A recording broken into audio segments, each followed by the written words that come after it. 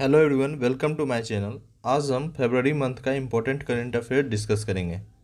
Part one में मैंने total 45 question discuss किए थे। अगर आपने वो वीडियो नहीं देखा है तो उसका लिंक मैं डिस्क्रिप्शन बॉक्स में दे दूंगा।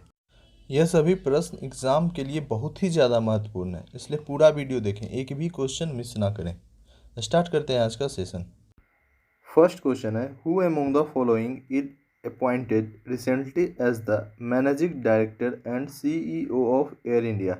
इनमें से किनको MD and CEO Air India का नियुक्त किया गया है? Ilker Ayci, Selim Arda Ermut, Melleveetil Damodaran या फिर अजय सिंह। इसका करेक्ट आंसर है option number A, that is Ilker Ayci. इनको रिसेंटली ये फॉर्मरली ये तुर्किश एयरलाइन के चेयरमैन थे और अभी इनको एमडी और सीईओ एयर इंडिया का नियुक्त किया गया है। नेक्स्ट क्वेश्चन है, with reference to the scheme for economic empowerment of D seat consider the following statements. आपको डी सीट के रिगार्डिंग आपको स्टेटमेंट दो है, उसको पहले पढ़िए। स्टेटमेंट क्या है? It is launched by ministry of social justice and empowerment. और दूसरा स्टेटमेंट है, the scheme will be implemented through a portal developed by the IIT Delhi. अब आपको बताना है कि डी सीट के टर्म में ये दोनों में से कौन सा स्टेटमेंट करेक्ट है। ऑप्शन है आपका ओनली वन, ओनली टू, या फिर बोथ वन एंड टू, या फिर नाइदर वन नॉट टू। आप क्वेश्चन, मैं जब क्वेश्चन पढ़ता हूँ तो उसके बाद आप उसको पॉज कर लीजिए वीडियो को, उसके बाद आप खुद से सॉल्व करने का कोशिश करें। अगर 10 सेकेंड या 15 सेकेंड वेट करके फिर आंसर दूंगा तो फिर ज़्यादा लंबा वीडियो हो जाएगा। जिसका करेक्ट आंसर है option number A, that is only one. The ministry of social justice and empowerment launch the scheme for economic empowerment of D. किसके द्वारा लॉन्च किया गया है? Ministry of social justice and empowerment के द्वारा, for the welfare of D notified nomadic and semi nomadic communities के लिए। और ये किसके द्वारा डेवलप्ड किया गया है? द स्कीम जो पोर्टल पे के थ्रू ये यूज होगा, स्कीम इम्प्लीमेंट होगा, उसको department of social justice and empowerment के द्वारा डेवलप्ड किया गया है, ना कि आईआईटी दिल्ली के द्वारा।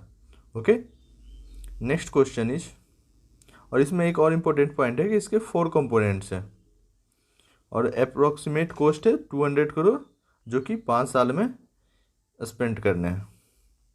Next question is, new frontiers program recently seen in news is in initiative of.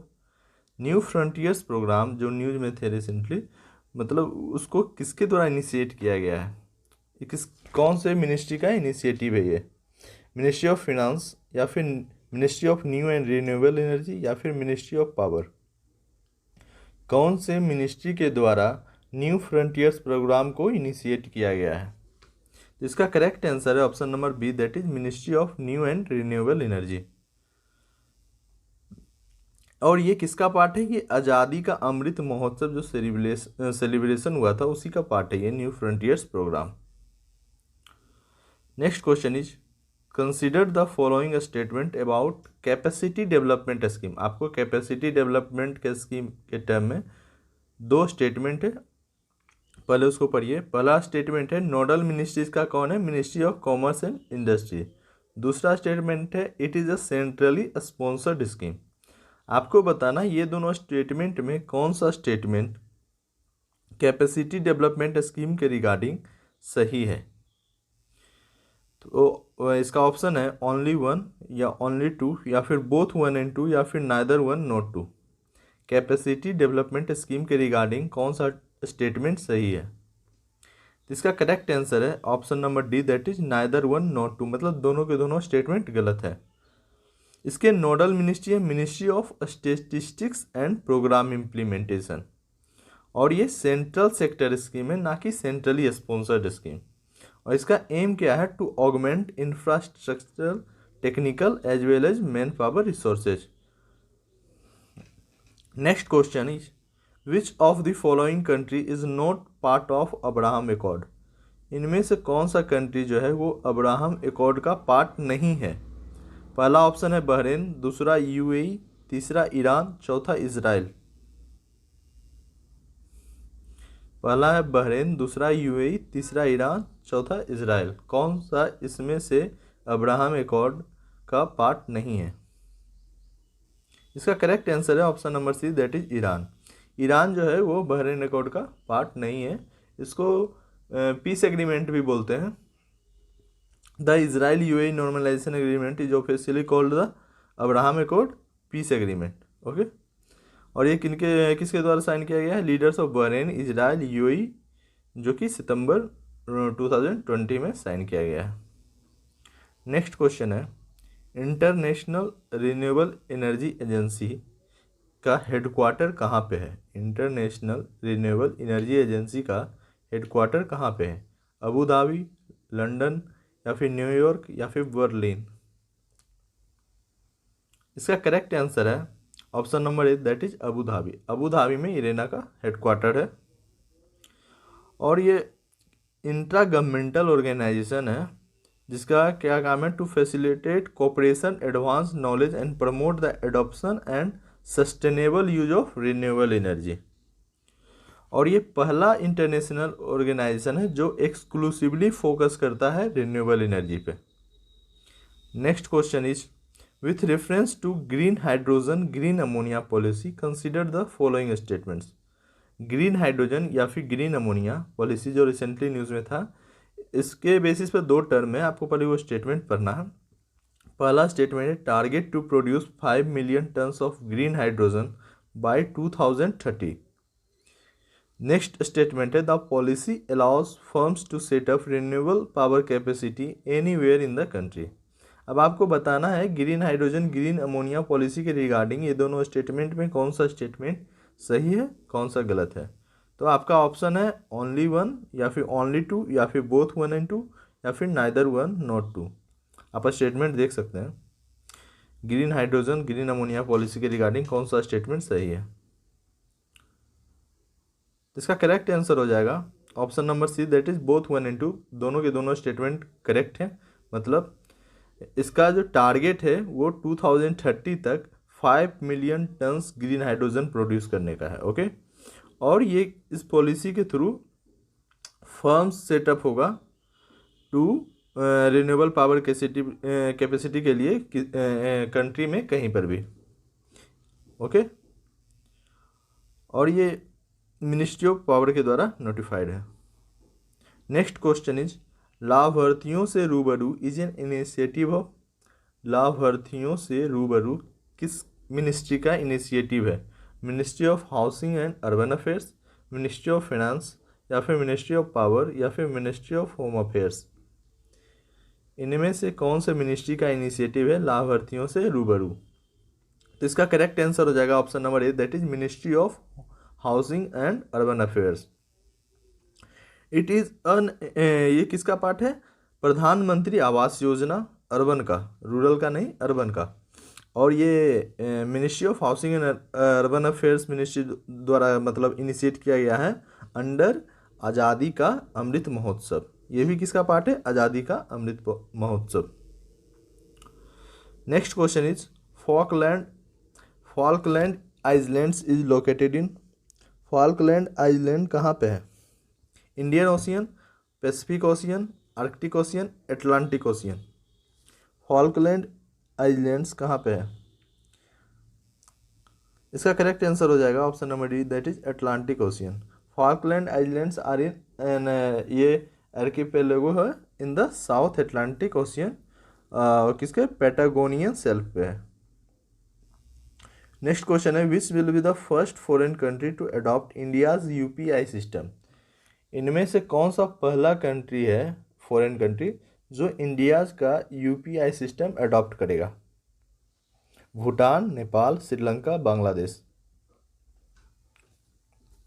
इसका करेक्ट आंसर है option number B, that is Nepal. India's NPCI national payment corporation of India join hands with Nepal to bring UPI to the country. और इस तरह से नेपाल जो है first country हो जाएगा अडॉप्ट करने वाला यूपीआई सिस्टम को। Next question is, Govardhan plant was recently setup इन।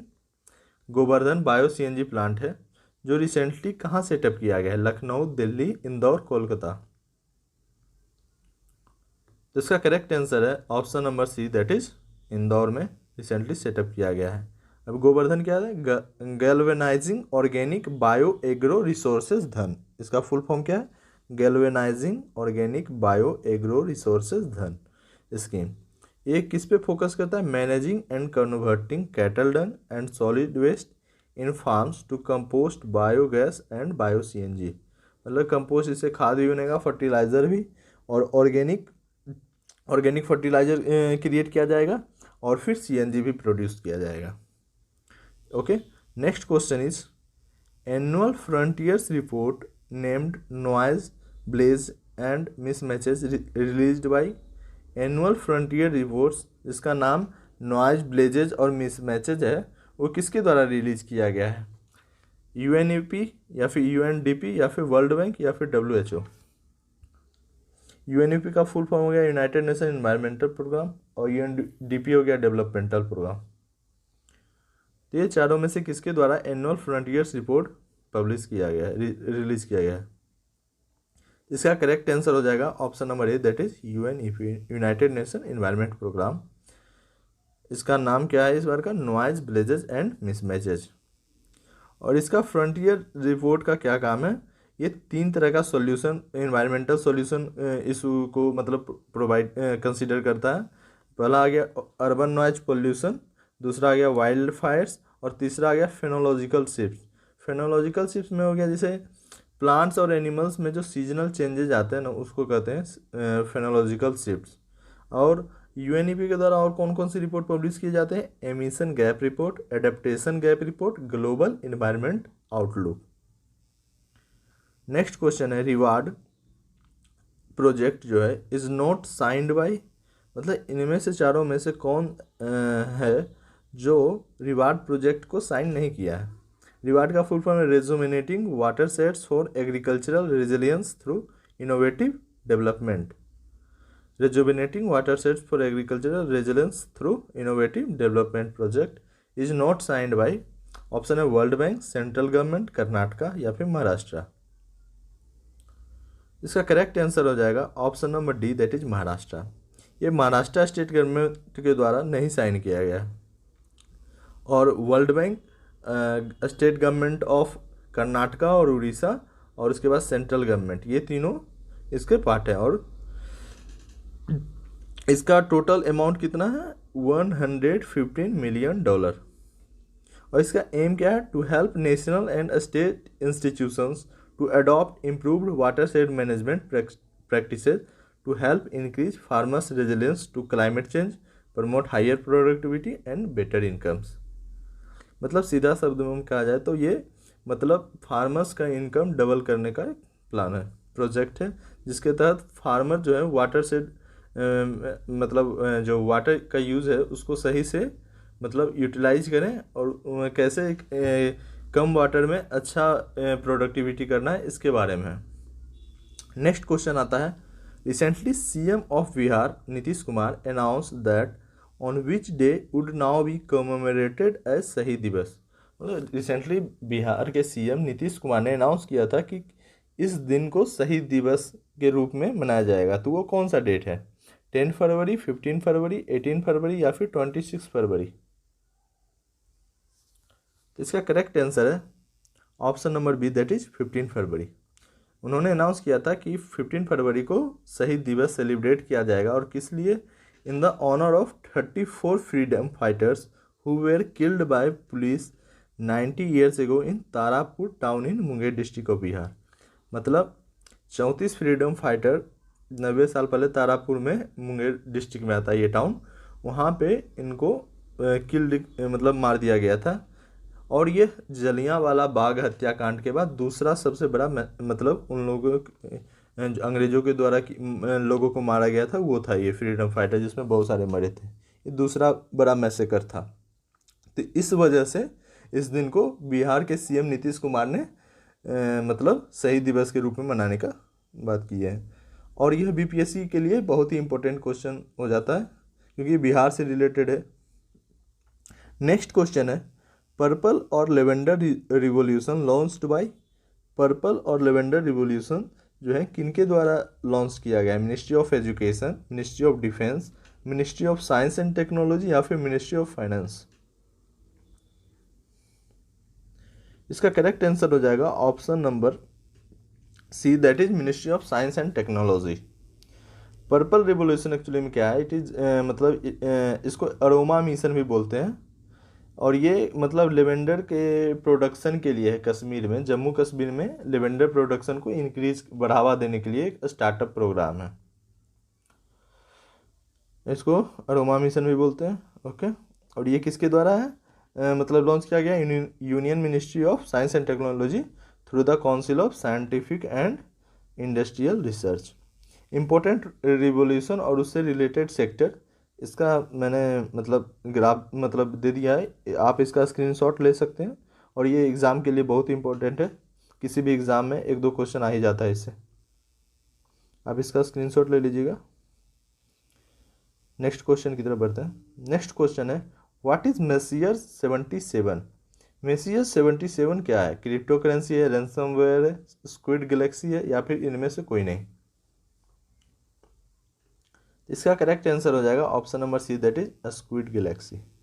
इसको NGC 1068 भी बोला जाता है, और फिर स्क्विड गैलेक्सी भी बोला जाता है। और ये 47 मिलियन लाइट ईयर्स के डिस्टेंस पे लोकेटेड है। नेक्स्ट है अवलोकितेश्वर पद्मपानी आइडल जो है वो किस रिलीजन से बिलोंग करता है?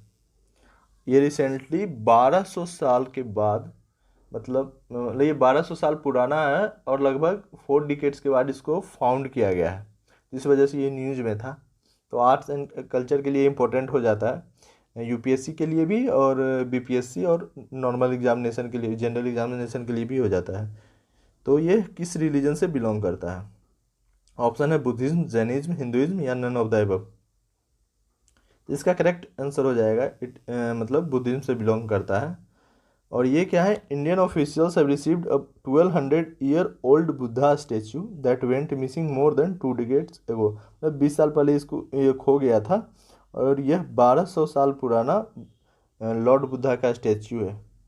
और ये कहाँ से खोया था? देवी स्थान कुंडलपुर टेम्पल, जो कि बिहार में है। इसको अवलोकितेश्वर पद्मपानी आइडल बोलते हैं।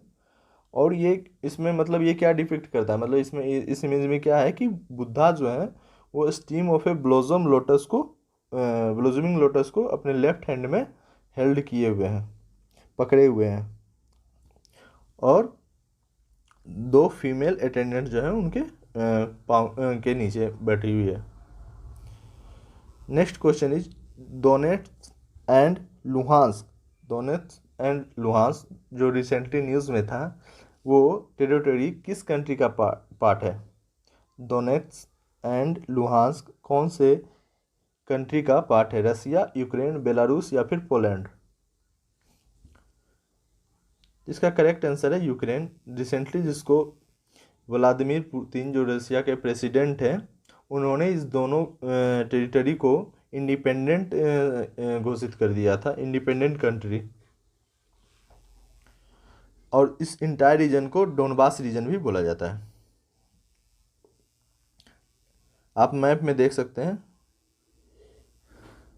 डोनेट्स एंड लुहांस्क जो ये यूक्रेन का ईस्ट मोस्ट पार्ट में है, ये जो बॉर्डरिंग रसिया से करता है लुहांस्क, और डोनेट्स जो है वो एजॉव सी और रूस से बॉर्डरिंग करता है। नेक्स्ट क्वेश्चन है who among the following got the Ramanujan prize for young mathematician for the year 2021? इनमें से किनको 2021 का यंग मैथमेटिशियन मतलब रामानुजम प्राइज दिया गया है यंग मैथमेटिशियन के लिए? प्रोफेसर नीना गुप्ता, सुजाता रामदोराई, रमन परिमला या फिर चंद्रशेखर खरे? तो इसका करेक्ट आंसर हो जाएगा option number A, that is professor Neena Gupta को यंग मैथमेटिशियंस अवार्ड मिला है। और ये जो हैं ये मैथमेटिशियन है इंडियन स्टैटिस्टिकल इंस्टीट्यूट जो कोलकाता में वहाँ के हैं। Next question is Nord Stream 2 natural gas pipeline is connected between which two country. Recently Nord Stream 2 pipeline, gas pipeline जो है, नेचुरल गैस पाइपलाइन, बहुत ही ज़्यादा न्यूज में था। आप अगर जानते हैं तो बताइए ये कौन से दो कंट्री के बीच में कनेक्टेड है, मतलब ये कौन से दो कंट्री को कनेक्ट करता है? Russia Ukraine, Ukraine France, USA Ukraine, या फिर रसिया जर्मनी। तो इसका करेक्ट आंसर हो जाएगा ऑब्वियसली रसिया जर्मनी। और ये न्यूज़ में था जिसमें मैं जो अभी यूक्रेन और रसिया के बीच में वॉर चल रहा है, उस वजह से जर्मनी ने इस कनेक्शन इस मतलब नॉर्ड स्ट्रीम 2 प्रोजेक्ट को अभी मतलब कुछ दिन होल्ड कर दिया है। और it is a 1200 kilometre pipeline that runs from Ustluga in Russia, मतलब उस्तलुगा रसिया से ग्रिफ्सवाल्ड इन जर्मनी, और ये बाल्टिक सी के होते हुए जाता है, और ये 55 billion cubic metres of gas per year carry करता है। Next question is industrial outlook survey released by. Industrial outlook survey किसके द्वारा रिलीज किया जाता है? Ministry of labour and employment, RBI, ministry of heavy industries, या फिर मिनिस्ट्री ऑफ एजुकेशन। किसके द्वारा इंडस्ट्रियल आउटलुक सर्वे रिलीज किया जाता है? तो इसका करेक्ट आंसर हो जाएगा option number B, that is RBI के द्वारा रिलीज किया जाता है।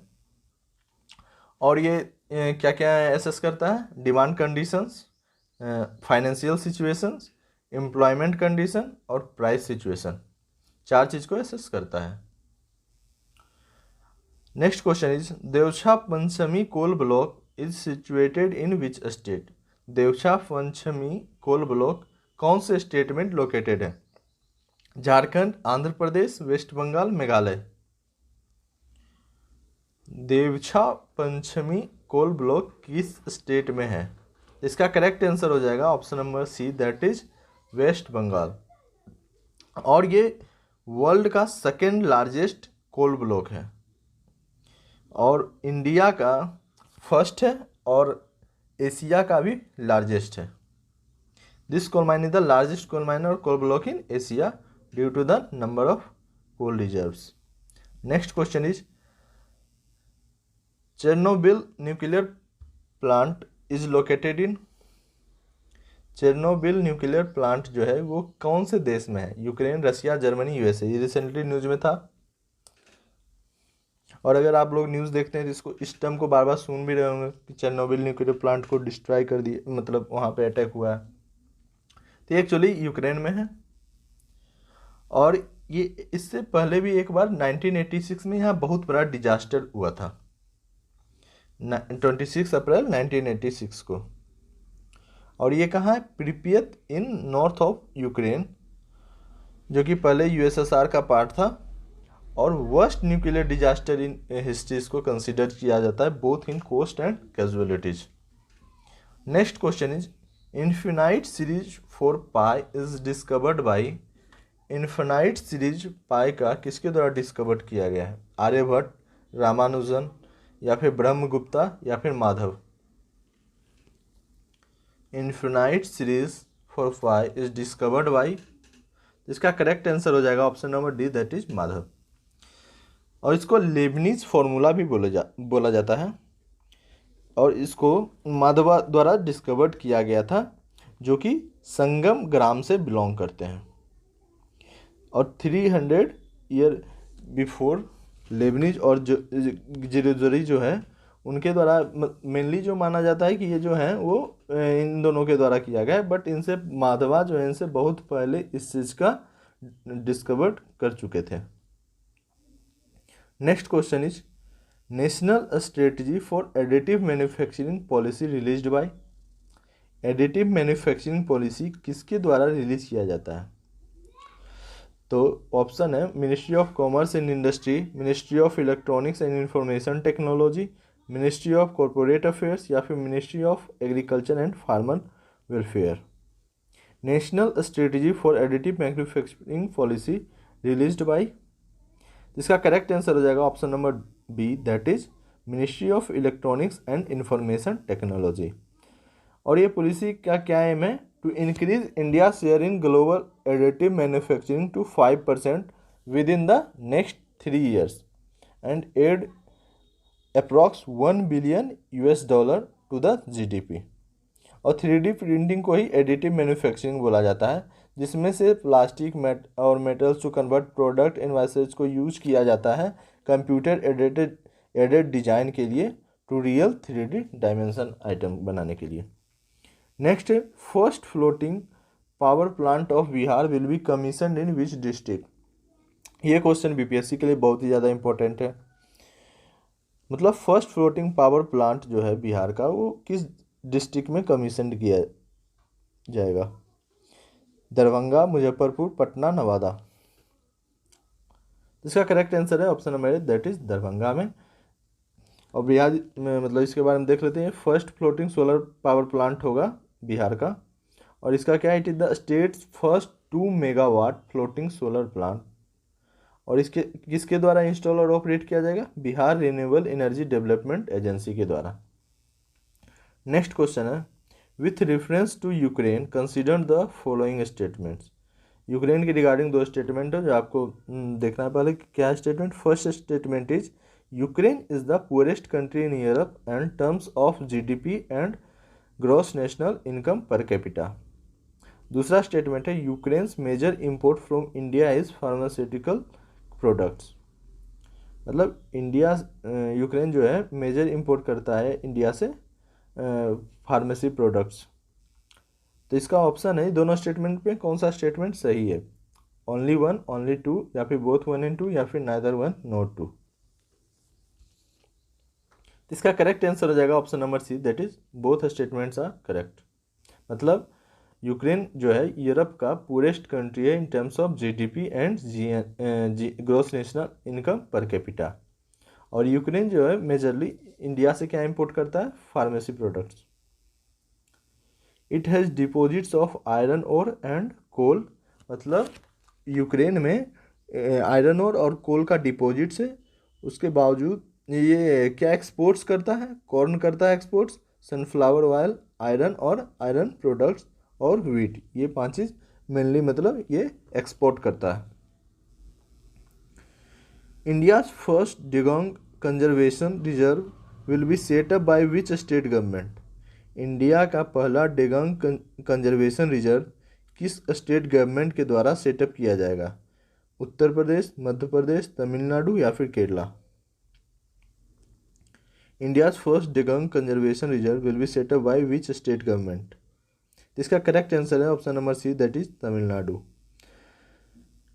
तमिलनाडु गवर्नमेंट के द्वारा इंडिया का पहला dugong conservation reserve gulf of Mannar और पाक वे जो इंडिया और श्रीलंका के बीच में वहाँ सेटअप किया जाएगा। डिगोंग किसको बोलते हैं? ये सी कॉ है, सी कॉ को मतलब बोलते हैं, और ये एक हर्बीवोरस एनिमल है। Next question is with reference to the SWIFT system consider the following statement. SWIFT system के रिगार्डिंग दो स्टेटमेंट है, उसको बताना आप कौन सा सही है।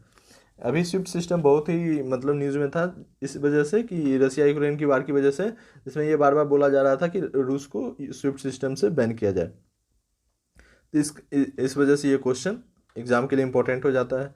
तो वो पहला स्टेटमेंट है it is based in Belgium. दूसरा है it is overseen by the central bank of USA only. तो ये दोनों स्टेटमेंट में कौन सा स्टेटमेंट सही है? 1 ओनली, 2 ओनली, बोथ 1 and 2, या फिर नाइदर 1 नॉट 2। इसका करेक्ट आंसर हो जाएगा option number A that is only 1। सिर्फ पहला स्टेटमेंट सही है, दूसरा स्टेटमेंट गलत है। मतलब it is based in Belgium, yes it is correct, but it is overseen by the central bank of USA only, this is wrong. देखते हैं अब इसके बारे में। स्विफ्ट का फुल फॉर्म क्या है? Society for world wide interbank financial telecommunication. और it is a secure platform for financial institutions to exchange information about global monetary transactions, जिसमें क्या आ जाता है? मनी ट्रांसफ़र के लिए। ये बेल्जियम में बेस्ड है, but it is overseen by the central banks from 11 industrial countries. मतलब 11 देशों के द्वारा ये ओवरसीन किया जाता है, ना कि सिर्फ यूएसए के द्वारा। Okay, next question is which of the following are the members of NATO. मतलब ये 3 ऑप्शन दिया गया है, आपको बताना है कि ये तीनों में से कौन से देश नाटो के मेंबर हैं। ऑप्शन है 1, 2, 3, या फिर सिर्फ 1, 2, या फिर 2, 3, या फिर नन ऑफ द अबव। तो इसका करेक्ट आंसर हो जाएगा option number D, that is इनमें से तीनों में से कोई भी नाटो के मेंबर नहीं है। नाटो के कौन कौन से देश मेंबर है आप इस मैप में देख सकते हैं। प्रेजेंटली इसके 30 मेंबर है, स्टार्टिंग में 12th मेंबर थे। टोटल 12 मेंबर स्टार्टिंग में थे, अभी टोटल 30 हैं। मैंने नाटो के ऊपर एक वीडियो बनाया जिसमें पूरा एक्सप्लेन किया है कि नाटो का फॉर्मेशन कब हुआ, कौन से ट्रीटी है उसमें शामिल, इसका हेडक्वार्टर कहाँ है, कौन कौन से कंट्री इसके मेंबर हैं, स्टार्टिंग में कितने मेंबर थे, कौन से कंट्री कब ज्वाइन किया। इस पर फुल डिटेल वीडियो अगर आपने नहीं देखा है तो मेरे चैनल पे जाके देख सकते हैं, प्लेलिस्ट में होगा, नहीं तो मैं डिस्क्रिप्शन में लिंक दे दूंगा, आप वहाँ से देख सकते हैं। आज के लिए इतना ही। अगर आपको वीडियो अच्छा लगा हो तो लाइक करें, अपने दोस्तों में शेयर करें, चैनल पर न्यू है तो सब्सक्राइब करें। थैंक यू, जय हिंद।